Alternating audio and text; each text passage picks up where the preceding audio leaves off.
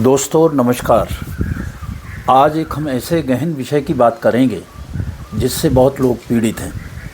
एक सेक्शन है 498A IPC का। अगर भारत की हिस्ट्री में, आज़ाद भारत के इतिहास में सबसे ज़्यादा दुरुपयोग करने वाले जो धाराएं हैं उनमें से एक है 498A, जिसमें उत्पीड़न महिला का होता है।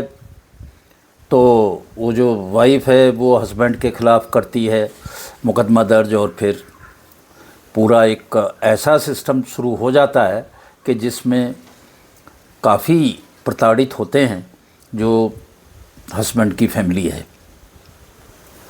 तो एक पीछे अभी मुकदमा आया Achin Gupta versus state of Haryana supreme court में, और सुप्रीम कोर्ट की जो बेंच थी उसमें जस्टिस JB पारदीवाला और जस्टिस मनोज मिश्रा ने एक बहुत ही ऐतिहासिक फैसला 498A के बारे में दिया। अब 498A जो है उसका दुरुपयोग बहुत हुआ है, ये सब लोग जानते हैं। मैं ये नहीं कह रहा हूँ कि सारे ही केस जो है गलत हैं, पर 90% मामले ऐसे हैं कि जो 498A के गलत हैं। जैसे ही कुछ बात हुई तो महिला ने जाके और 498A का मुकदमा दर्ज कर दिया। उसके साथ में 406 लग गई कि भाई मेरी जो स्त्री धन है और जो चीज़ें हैं वो भी हैं, उनको भी वापस कराओ।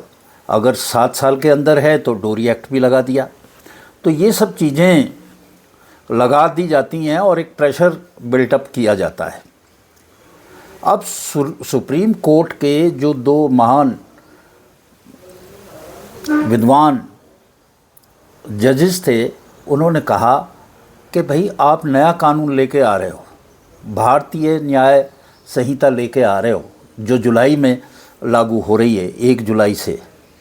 तो कम से कम जब आपको पता है कि इस सेक्शन का बहुत दुरुपयोग हुआ है 498A का, तो आप इसको ज़रा सुधारो और इसका दुरुपयोग ना हो ऐसा कुछ करो। अब दुरुपयोग कैसे नहीं, इसमें एक सजेशन ये हो सकती है कि जो झूठा केस दर्ज कराए और ये साबित हो जाए कि झूठा है तो उस महिला के खिलाफ भी उतनी सज़ा दी जाए। काहे को इतना प्रताड़ित करके भी और फिर उनको छोड़ दिया जाए। तो ये एक केस था।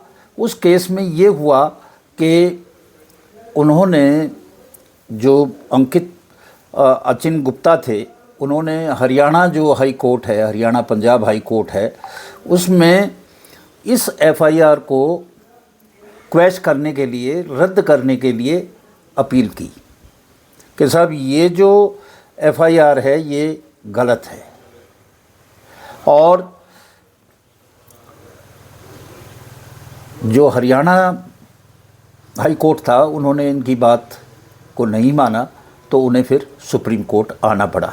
सुप्रीम कोर्ट ने हवाला दिया कि भाई एक पहले भी ये केस है Bhajanlal versus state of Haryana, उसमें साफ तौर पे कहा गया कि अगर कोई गलत FIR दर्ज कराती है तो उस FIR को क्वैश कर सकते हैं हरियाणा में, हाई कोर्ट में उसको क्वैश कर सकते हैं।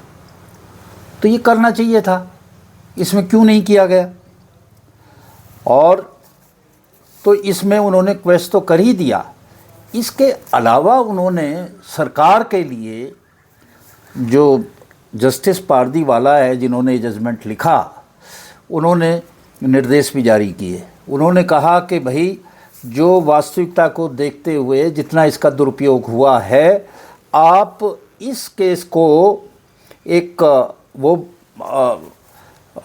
बना के, एग्ज़ाम्पल बना के, और आप 498A को जो है आप बदलिए।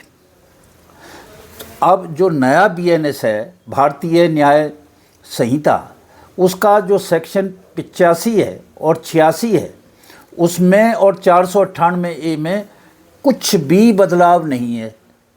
जैसी लैंग्वेज उसकी है वही लैंग्वेज यहाँ पे लिख दी। भाई ये क्या किया आपने? आपको पता है कि ये सेक्शन का दुरुपयोग हो रहा है, तो फिर आप इसको बदलिए, इसमें इस तरह से प्रोविज़न करिए कि इसका कोई दुरुपयोग ना हो। इसमें अगर कोई गलत काम करता है तो उसके खिलाफ भी कुछ कार्रवाई हो जिससे इसका दुरुपयोग रोका जा सके।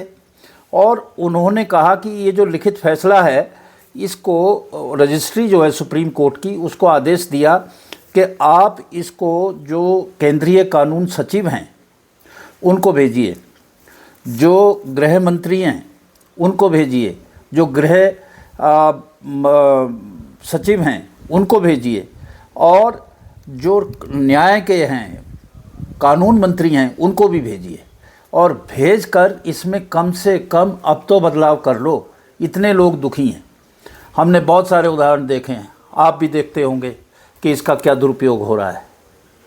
एक औरत अपने बूढ़े सास ससुर की सेवा नहीं करना चाहती और वो दबाव बनाती है फिर 498A में, और 498A में सबको लपेट लेती है।